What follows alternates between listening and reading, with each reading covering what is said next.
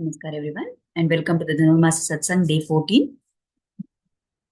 Lakshmeenatha Samarambham Natha Yamuna Madhyamam Asmadacharya Paryantam Vande Guru Paramparam Yo Nityamachyuta Padambuja Yugma Rugma Vyamohatastaditarani Trinaya Mene Asmatguror Bhagavatosya Dayaika Sindho Ramanujasya Charanau Sharanam Prapadye आपदामपहर्तारं दातारं सर्वसम्पदां लोकाभिरामं श्रीरामं भूयो भूयो नमाम्यहम् यत्र यत्र रघुनाथकीर्तनं तत्र तत्र कृतमस्तकाञ्जलिं बाष्पवारी परिपूर्णलोचनं मारुतिं नमत राक्षसान्तकम् कूजन्तं राम रामेति मधुरं मधुराक्षरम् आरुह्य कविताशाखां वन्दे वाल्मीकिकोकिलं वेदवेद्ये परे पुंसि जाते दशरथात्मजे वेदप्राचेत सादासीत् साक्षात् रामायणात्मना. In yesterday's satsang, we had stopped at the point where Kaikeyi asks for those fearful boons and Dashratha falls down unconscious, hearing the shocking things that she's asking for.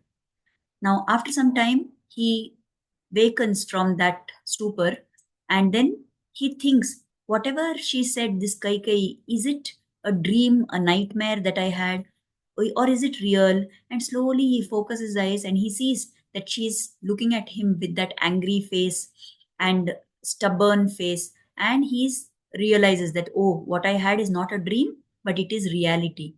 Then he talks to Kaikeyi and he says, how can you be so cruel? Are you a human being or are you a monster? What is this nonsense that you are saying? How is it possible? I have just now announced that Rama will be the king, and how can I go back on that word of mine? And so on, he asks. She says, you have promised me also those two boons. Now you say that you want to not give me those boons. Then what? Isn't that going back on your word? And then she mocks him. She says very sarcastically, oh, I thought that all you kings of this Raghu Vamsha were very famous, that you never go back on your word. You have given me this word long ago. You told me ask for anything that you want. Even now you said you swore on Rama. Then by having sworn on Rama himself, aren't you worried to go back on that word? She said. Then he says, he tries to convince her the other way. He says, it's okay, let Bharata be king, but at least let Rama stay here. Why should he go to the Vanavas? How can it be? The Kaikeyi is stubborn. She said, no way, whatever it is, these are the two things that I want. Then he tries to convince her that, you see, Bharata himself will not be happy with this thing that you are asking. For him, Rama is everything. How is he going to agree that he will become king and Rama should go to forest? I'm sure Bharata will not agree. She says, no, no, you don't know that. I know what is good for my son. And all these days you've been plotting behind my back and you are trying to deprive. Then she reminds him that how my father had asked that my son should be made the king, and you had promised him also that. Now you are not worried about breaking that promise. And then she says, isn't it in your dynasty only that this great king called Shibi Maharaja was there, and he was willing to even part with his life for giving, keeping his word and being in that same vamsha? How can you say like this? And so on. So they go on discussing. He goes on telling one of the other some option. She keeps shooting down that option. And finally, Dasharatha realizes that there is no alternative. In the middle of all this, he's so shocked and he's so much in agony that multiple times he faints. And like this, the time passes and soon it is daybreak, it is dawn. And Sumantra comes there to wake up the king, as is the norm. He will come there and he will wake up the king. So he comes there and he's wondering, what is this? Why still the Raja is not yet ready? And he comes there. Then this Dashratha has no face, he has no strength to say anything. He's totally spent. He's like, half dead almost. He's so much in agony. And this Kaikeyi, seeing Sumantra there, she tells, the king has not slept because he's very worked up over all this Raja Pattabhisheka thing. You go and he wants that you should call Rama. So Sumantra goes and he brings Rama there. Now Rama in his palace, he has got ready. He's Lakshmana comes behind him holding that royal umbrella and that Chhatra Chamara and everything. Lakshmana comes behind him. They get into the chariot with Sumantra, and Rama reaches here. Now, when he reaches there, he finds that he pays obeisance. He does namaskar to the father and the mother, and he's surprised that his father is averting his face. He's looking in the other direction, and he's looking so sad and haggard, as if something, ghore, some problem has come. And he thinks, why is the father not looking at me? Why is he not responding to my namaskar? Why is he not talking to me? He asks Kaikeyi, have I done something wrong? Why is the Raja angry with me? Even before, if ever he got upset also, he would not refuse to talk to me. What is the problem? So she says, no, he's not angry or anything, but there is something he wants to tell you, but he's scared about what will be your response. He's scared that what you will think. That is why he is not able to tell that. So she says, so Rama says, what is this? How can he feel that way? Why should he feel like that? After all, I'm his son. And whatever he says, that is Vedavakya for me. That is my order, whatever he tells. I am ready to do anything. Let him tell whatever he wants. She says, no, he is not in a position to tell. I will only tell you. So he says, fine, whatever it is that my father says, even if he tells me to jump into the water, if he tells me to go into the forest, whatever it is, I am ready to do, he says. Now, the minute he says that word forest, Kaikeyi jumps in. She said, yes, actually, that is what your father wants you to do. Your father wants that Bharata should be made the king and you should go away to the Dandakaranya forest for 14 years as one of us. Hearing this, there is not one bit of disturbance in Rama's face. He says, is it so? I am very happy. Bharata will be a very good king. Whether it is me or it is Bharata, what is a big deal? I am very happy that if Bharata is to be king and if it is my father's wish that I should go to the forest, fine, I will do that. And Kaikai explains to him that this whole history, like how she helped the Raja at the time when he was in grave danger, how he promised her two boons, and now that she's asking the boons, he is hesitant. So Rama says, no, my father has to give in to that demand. He has to keep his word, and I will keep my father's word. So I will go to the forest, and we will send messengers immediately right now. Let Bharata be brought back, and let him be made king. And saying this, Rama offers obeisance to both of them again, and he comes out from there. Now, Lakshmana has been standing there listening to all this conversation at the door of this chamber, and he's full of anger on one side, and tears are flowing from his eyes on the other hand. He's having tears because what a great injustice to Rama they are doing. And he's angry, thinking that how can these people do such a thing to Rama? So he has both these emotions and he's waiting. Now, when they come out from there, all that ceremonial waters which have been kept there, the sacred water which was to be used for the Pattabhisheka, Rama sees that and he just goes and does one pradakshina around all that, praying that those things should be used and bless Bharata because now he's going to be made the king. And he comes out from there. Now, to describe this reaction of Rama, Valmiki gives us a very beautiful shloka. He says, Navanam gantu kamasya tyajatah cha vasundharam sarvaloka atigasya iva lakshyate chitta vikriya. In that Rama, who was leaving the kingdom after having decided to go to the forest, there was no chitta vikriya, there was no perturbation of the mind in him. And this Rama is like an ascetic, he is like a tapasvi, he is like a rishi who is beyond worldly pain and pleasure. Why is Valmiki saying this? Because any human being who is part of this world, who has this experience of the dual reactions, either pleasure or pain. When things go good for us, we feel pleasure. When things go wrong for us, we feel pain. So only somebody who is a great tapasvi has gone beyond this experience of pain and pleasure can be unperturbed when things go badly. And that is exactly what Valmiki is describing as the attitude of Rama. Now, in the Kamba Ramayana, Kambar describes it even more beautifully. He says that if you look at Rama's face before he entered Kaikeyi's palace, he thought his father was calling him to give some special instruction. That next moment he's going to be coronated. At that point, if you looked at Rama's face, it was as beautiful as a lotus. But when he exited from that palace after hearing the orders of Kaikeyi, when he came out of that palace, his face was even more beautiful, like a lotus that had just bloomed and was so fresh with its beauty. That is how Kamba describes. How is it possible for this thing to be true?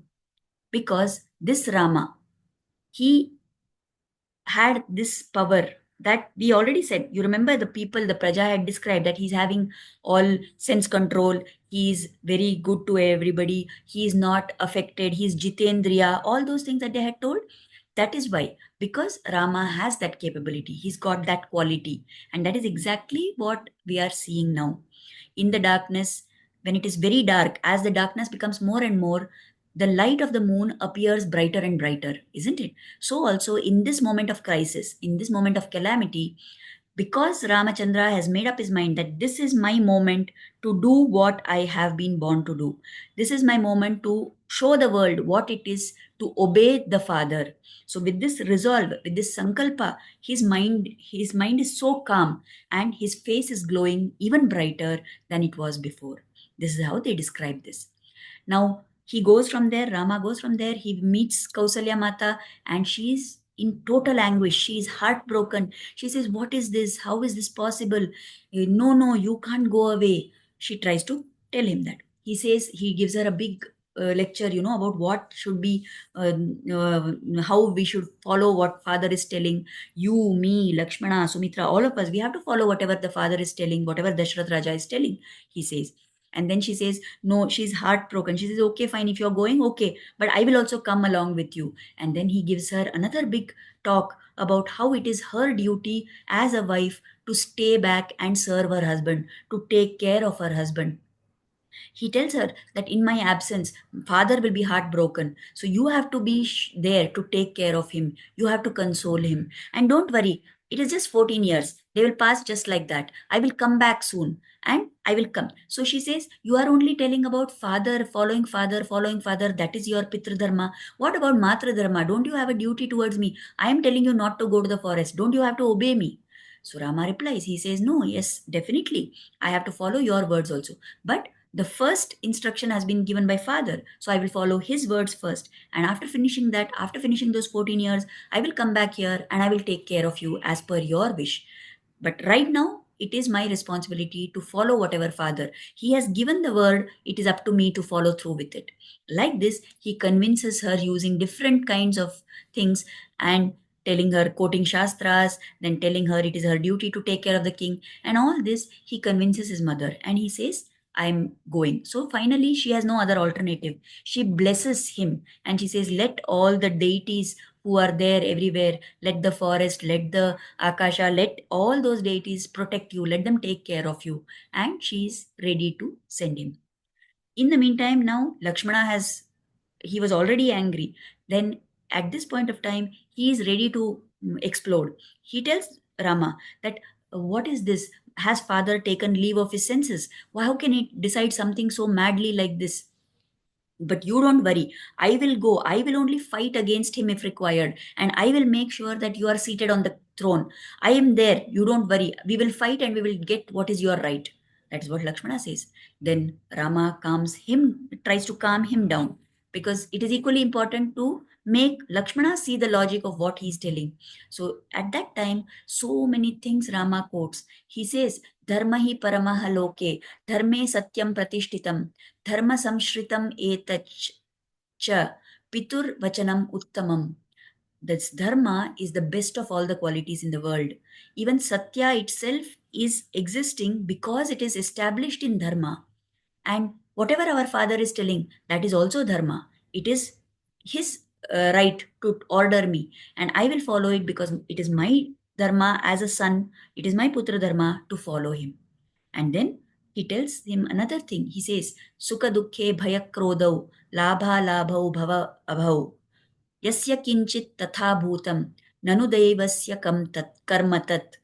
He says, pleasure and pain, fear and anger, gain and loss, birth and death, all these dualities, all these things, they are nothing to do with us. We have no control over them. All these things come because of destiny. Now, here our acharyas tell a very wonderful thing. They say that this, what Rama has spoken, it is very similar to the shloka in the Bhagavad Gita in the second chapter, which Krishna tells Arjuna. There Krishna tells Arjuna, Sukha dukkhe same kritva labha labhau jaya jayau tato yuddhaya yujyasva naivam papam avapsyasi. He's telling Arjuna that you have to fight. You have to treat happiness and distress alike. Sukha and dukkha, you treat them same. Labha labha, labha and alabha, loss and gain, you treat them the same. Jaya, ajaya, victory and defeat. You have to look at all these as if they are same. You should not get affected by them. You should not feel overly happy and euphoric when good things happen. You should not feel sad when difficult situations come up. And If you do like this, if you are able to treat them all alike, then you will not get sin. You will just do your duty in the right way. So Acharyas say that when Krishna tells this, Arjuna has a thought in his mind that, oh Krishna, it is very easy for you to tell this because you don't have to do it. No, I am the one who has to face this difficult situation. And then Krishna tells him that uh, you may be thinking that I don't have to do this, but I have already done this before. What is that before? In this avatara as Rama, he had already shown us by practical action how somebody treats all these things with equanimity, isn't it? So, normally we see in this world that many times people do preach something. They tell we should do like this, we should not do like that, and they are ready to preach, but they themselves may not practice it.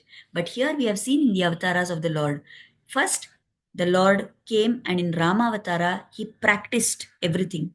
And then in Krishna Avatara, he preached about whatever he has already practiced. And that is why we must always we must follow the path shown to us by Rama through his actions. And we must follow the path shown to us by Krishna through his words. If we interchange, we will not be in a right situation. If we try to follow Krishna's actions, we are going to go completely wrong. Rama has never spoken anything except these few instances here and there. There's nothing much that we can learn from his words. But from Rama's entire life and his actions, we have to learn. And from Krishna's words, from his teachings in the Gita, we have to learn and follow in our life. So, this is what we talked today. It is often told that when some crisis strikes us, right, when there is some difficult situation which comes up, that will reveal our character. So, indeed, here in this event, now when crisis has struck Rama, his true character is revealed. And what is that true character? That at any cost, he will do Pitravakya Paripalana. That is what we have to learn here. Now, when difficulties come in our life, how can we treat these equally? One thing is, we can think that they are part of my destiny. This is what I have done in some past janmas. I am experiencing all this difficulty because of that, and just learn to bear that with tolerance. The second thing we can have is, we may feel that maybe it is the Lord is testing me. Maybe He's trying to see how I'm going to get through this difficult situation. If He has given me this difficult situation, He is only going to give me the ability to bear it also. So we can pray to the Lord not to take away the difficulty, but to give us the ability to bear that difficult situation. And here we understand that what is this that Rama has done? He has given up that Rajya. He is ready to go into the Vana to give the Rajya to Bharata. And he is not feeling anything bad about that. Okay. Then from the way in which this, there is the story of Shibi Maharaja, which Kaikeyi quoted there, right? So we will talk about this story some other time. In this event, one more thing we can understand is, when the way in which Rama talks to Kausalya as well as to Lakshmana, we understand from this that it is very important that when there is a crisis, people around us will react in different ways. They will either be angry with the situation, or they will feel grieved, they will feel hurt, they will be in pain, they will be in agony. So when people around us are all getting carried away by all their emotions, like Rama, we should be the one who is strong.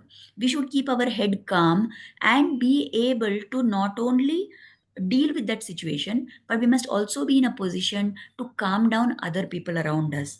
If we can do that, then it means that we are trying to follow in the footsteps of Rama. Then also we understand that come what may, Rama has shown us that we must always abide by dharma. We should always follow the path of righteousness. In fact, all these instances, whether it is this or the future instances which come, that is why it is told further in the, I think in the Aranya Kanda, there is a shloka where Maricha talks and he is telling Ravana about Rama. At that time, see, Maricha, you know, he is the Asura, he is the Rakshasa. He was the one who was spared by Rama when he came to disturb Vishwamitra Yajna. And he is the one who is going to be instrumental. He becomes that golden deer and draws Sita's heart, right? So he has this kind of thing. But even that Maricha knows that Rama is the very embodiment of righteousness. In that Aranyakanda, he tells Ravana, He says, Ramo Vigrahan Dharmaha, Sadhu Satya Parakramaha, Raja Sarvasya Lokasya, Devanam Iva Vasavaha. This Rama, he is the very epitome. If you take Dharma and you had to give it a human form, it would be Rama. He is the very Vigraha of Dharma. He is such a person who is always standing in truth, and that itself is his Parakrama. Just like Indra is the god of all devatas in Swarga, like that among men, this Rama is the king. He is the ruler of them all because of this steadfastness in Dharma. So, these are some of the things that we can learn from the way in which Rama conducted himself during this tough and difficult situation. Let us pray to the Lord that He bless us with the ability to try and cultivate at least some of these qualities. Let us try to follow in His footsteps and make our life better. Let us pray for the Lord's and Acharya's grace to always be on us. Mangalam Kosalendraya Mahaniya Gunabdhaye Chakravarti Tanujaya Sarvabhaumaya Mangalam Veda Vedanta Vedyaya Megha Shyamalamurtaye Pumsam Mohana Rupaya Punya Shlokaya Mangalam Pitrabhaktaya Satatam Bhratrabhihi Sasitaya Nandita Lokaya Ramabhadraya Mangalam Srimate Raghuviraya Setu Langita Sindhave जितराक्षसराजाय रणधीराय मङ्गलम् मङ्गलाशासनपरैर्मदाचार्यपुरोगमैः सर्वैश्च पूर्वैराचार्यैः सत्कृतायास्तु मङ्गलम्. Thank you, everybody. We'll meet again tomorrow with the next topic. Namaskar.